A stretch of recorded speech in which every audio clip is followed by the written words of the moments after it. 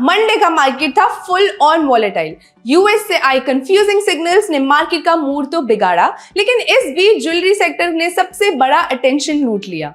PC jewellers, जिसे सब भूल चुके थे, suddenly became the talk of the Lal street. Company ने दिया एक जबरदस्त Q1 सरप्राइज और कल्याण ज्वेलर्स और सेनको गोल्ड भी शाइन किए। और सबसे बड़ा धमाका दिया जेपी पावर ने।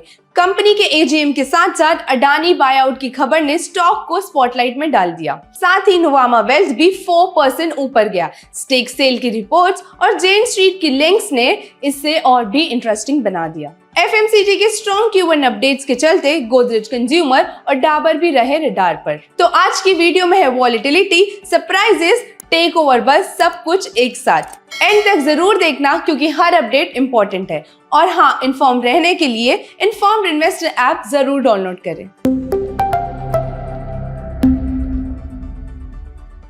ज्वेलरी सेक्टर में आज काफी एक्शन चल रहा है। सेनको गोल्ड और कल्याण ज्वेलर्स ने अपने Q1 बिजनेस अपडेट्स दिए, लेकिन सबसे ज्यादा शाइन किया है पीसी ज्वेलर ने।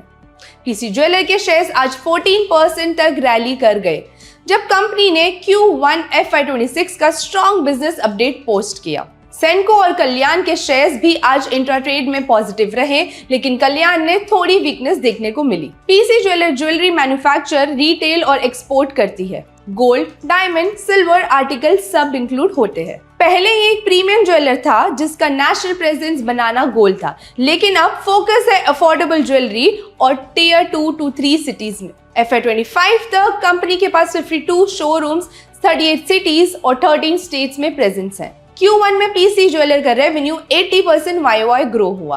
वेडिंग और फेस्टिव डिमांड के चलते जबरदस्त सेल्स देखने को मिली। ये सब तब हुआ जब गोल्ड के दाम रिकॉर्ड हाई लेवल्स पर ट्रेड कर रहे थे। इसके बावजूद डिमांड बनी रही। साथ ही कंपनी ने एक इम्पोर्टेंट अपडेट दिया। FY26 के एंड तक डेट फ्री बनने का टारगेट दोबारा कंफर्म किया। ये डेट रिडक्शन का प्लान इंपॉर्टेंट है क्योंकि पास्ट में कंपनी को हाई डेट की वजह से काफी प्रॉब्लम्स हुई थी। FY25 कंपनी के लिए हिस्टोरिक रहा। 3 साल के लॉस के बाद फाइनली पॉजिटिव पोस्ट हुआ। इसका रीजन था ऑपरेशंस में इंप्रूवमेंट, ज्वेलरी डिमांड रिवाइवल और date reduction. Apart from PC jeweller, सेनको gold और कल्याण ज्वेलर्स ने भी अपने Q1 बिजनेस अपडेट्स शेयर किए, जिसमें दोनों ने स्ट्रॉन्ग ग्रोथ दिखाई और नए स्टोर्स एक्सपांड किए। आगे चलते त्योहार का सीजन आने वाला है, इसलिए डिमांड का आउटलुक पॉजिटिव है। सारे ज्वेलरी प्लेयर्स स्टोर्स एक्सपांड कर रहे हैं, लेकिन एक इम्पॉर्टेंट चीज है जो क्लोजली मॉनिटर करनी चाहिए, वो है मार्जिन्स। क्योंकि डिमांड तो बढ़ रही है, लेकिन गोल्ड के रिकॉर्ड हाई प्राइसेस और स्टड रेट का प्रेशर मार्जिन्स पर पड़ सकता है। आज कैपिटल मार्केट स्पेस से एक बड़ी खबर आ रही है। कुछ बड़े प्राइवेट इक्विटी PE फर्म्स ने नुवामा हेल्थ मैनेजमेंट, जो पहले एडलवाइस हेल्थ मैनेजमेंट के नाम से जाना जाता था, में मेजॉरिटी स्टेक खरीदने की बात शुरू कर दी है उनके प्रमोटर्स PAG से। इस न्यूज के बाद नुवामा का स्टॉक करीब 4% तक बढ़ गया। CVC, Permira, EQT, ChrysCapital, HSBC जैसे बड़े इन्वेस्टर्स नुवामा डील के रेस में हैं। फिलहाल नुवामा के प्रमोटर PAG के पास 54.78% की होल्डिंग है। इस स्टेक की market value as of Fridays close was ₹14,383 crore. अगर डील फाइनल होती है तो माइनॉरिटी शेयर होल्डर्स के 26% शेयर्स के लिए ओपन ऑफर भी आएगा सेबी रूल्स के मुताबिक। स्टॉक 2023 में लिस्टिंग के बाद से 200% से ज्यादा का अपसाइड दे चुका है और पिछले एक साल में 55% का gain, resulting in good profits for PAG, जिसने 2021 में ₹2366 करोड़ इन्वेस्ट किया था for the controlling stake. Nuvama wealth management mainly broking और ट्रेडिंग का काम करती है। चाहे क्लाइंट इंस्टीट्यूशनल हो या रिटेल, अपनी सब्सिडरीज के थ्रू ये company wealth management, asset management और कस्टडी सर्विसेज भी देती है। As of FY25, Nuvama group के पास ₹4.3 लाख करोड़ से ज्यादा के क्लाइंट एसेट्स एडवाइजरी के अंडर थे। नुवामा का फोकस है एफ्लुएंट, HNI और अल्ट्रा HNI क्लाइंट्स पर। मार्च 2025 तक कंपनी लगभग 12 लाख एफ्लुएंट और HNI क्लाइंट्स और 4250 फैमिलीज को सर्व कर रही थी।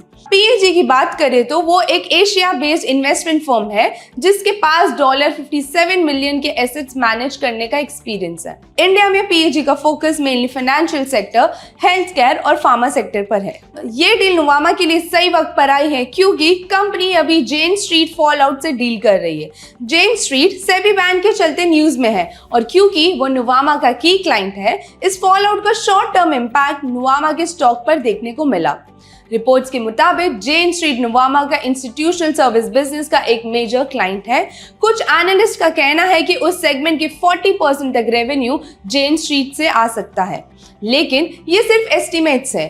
अब तक कंपनी ने इस पर कोई ऑफिशियल कंफर्मेशन नहीं दिया है। इसके साथ ही इंडिया में फाइनेंशियलाइजेशन बढ़ने के कारण नुवामा को स्ट्रॉन्ग सपोर्ट मिल रहा है। इन्वेस्टर्स के इंटरेस्ट नुवामा में बढ़ रहे हैं, स्पेशली उसकी rapid growing wealth management business की वजह से। इंडिया का वेल्थ मैनेजमेंट मार्केट अभी फ्रैगमेंटेड है, जहां सिर्फ 15% वेल्थ प्रोफेशनली मैनेज होती है, जबकि डेवलप्ड मार्केट्स में ये नंबर 75% के आसपास होता है।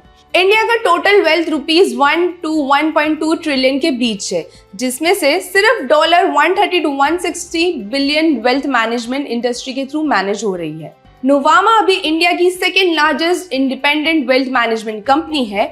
एक्सपीरियंस मैनेजमेंट के साथ कंपनी को आगे भी काफी ग्रोथ और टेलविंड्स का फायदा मिलने की उम्मीद है।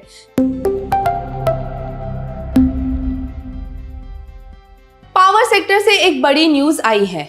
जयप्रकाश पावर वेंचर्स जेबी पावर के शेयर्स में आज 14% तक की तेजी देखने को मिली। रीजन, मीडिया रिपोर्ट्स के मुताबिक अदानी ने जयप्रकाश एसोसिएट्स जेपी एसोसिएट्स को खरीदने के लिए सबसे बड़ी बिड लगाई है। पिछले फ्राइडे को रिपोर्ट्स आई कि अदानी ग्रुप अभी इंसॉल्वेंसी प्रोसेस से गुजर रहे जेपी एसोसिएट्स को एक्वायर करने के फ्रंट रनर है। अदानी ग्रुप ने रिपोर्टेडली ₹12,500 करोड़ की बिड लगाई है जेपी एसोसिएट्स के लिए। जेपी एसोसिएट्स के पास जेपी पावर का 24% स्टेक है एज अ प्रमोटर, इसलिए अगर अदानी उसे एक्वायर करता है तो इसका फायदा जेपी पावर को भी मिल सकता है। जेपी पावर जेपी ग्रुप का हिस्सा है जिसे जयप्रकाश एसोसिएट्स ने प्रमोट किया है।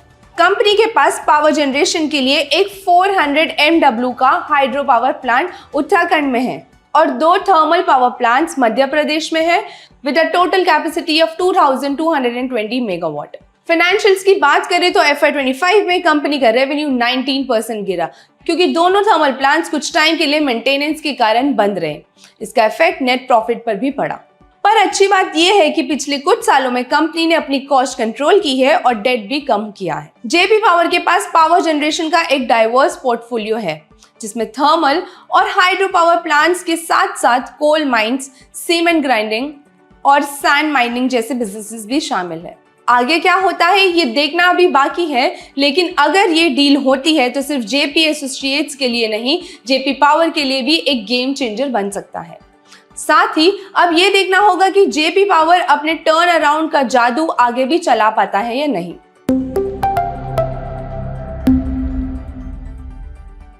गोदरेज ग्रुप के FMCG कंपनी गोदरेज कंज्यूमर ने स्ट्रॉन्ग बिजनेस अपडेट शेयर किया है, जिसके कारण आज स्टॉक 5% ऊपर रहा। गोदरेज कंज्यूमर ने अनाउंस किया है कि उनके इंडिया बिजनेस के वॉल्यूम पिछले क्वार्टर से बेहतर रहे हैं और अच्छे प्राइस इंप्रूवमेंट के साथ रेवेन्यू हाई सिंगल डिजिट में ग्रो हुआ है। सोप्स बिजनेस को एक्सक्लूड किया जाए तो पर्सनल केयर में भी काफी अच्छी ग्रोथ देखने को मिली है और होम केयर भी डबल डिजिट में ग्रो हुआ है। इंटरनेशनल बिजनेस में इंडोनेशिया को छोड़ के बाकी रीजन्स में जैसे अफ्रीका, USA और मिडल ईस्ट लगातार दूसरे क्वार्टर के स्ट्रॉन्ग डबल डिजिट ग्रोथ दिखा रहा है। इसी के साथ कंपनी पूरे साल में high single digit consolidated revenue growth और पाम ऑयल प्राइसेस फेवरेबल रहने के कारण उससे भी स्ट्रॉन्ग एबिटा ग्रोथ टारगेट कर रही है।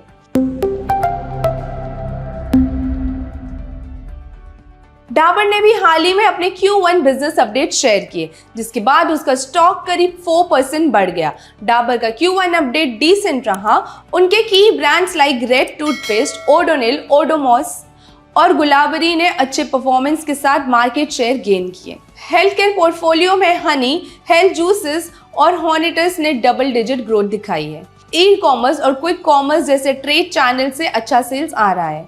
इंटरनेशनल बिजनेस भी बेहतर रहा, मगर इंडिया में बेवरेज बिजनेस अनसीजनल रेन्स और हाई कंपटीशन की वजह से काफी इंपैक्टेड रहा।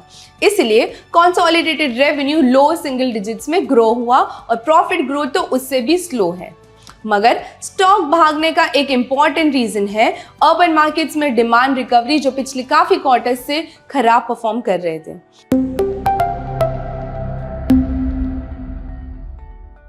Daily market update. Indian indexes आज फिर से फ्लैट खुले, ग्लोबल क्यूज और यूएस टैरिफ्स की अनसर्टेनिटी ट्रैक करते हुए। एफआईआईज पिछले 5 दिन से लगातार नेट सेलर्स बने हुए हैं, जबकि डीआईआईज 4 दिन की बाइंग के बाद नेट सेलर्स बन गए। जुलाई में अब तक एफआईआईज ने ₹1421 करोड़ की इक्विटीज बेचे हैं। इंडियन रुपी 18 पैसा कमजोर होकर ₹85.57 पर डॉलर पर खुला। क्योंकि एशियन करेंसीज गिर गई ट्रम्प की possible US tariff hike warning के बाद। कमोडिटीज की बात करें तो गोल्ड का दाम गिरा जैसे ही ट्रेड एग्रीमेंट्स में प्रोग्रेस देखने को मिली। ओपेक प्लस ने और ज्यादा आउटपुट बढ़ाने का फैसला किया, जिसके चलते ऑयल के दाम गिर गए। With that, this is Siddhi Thapar signing off.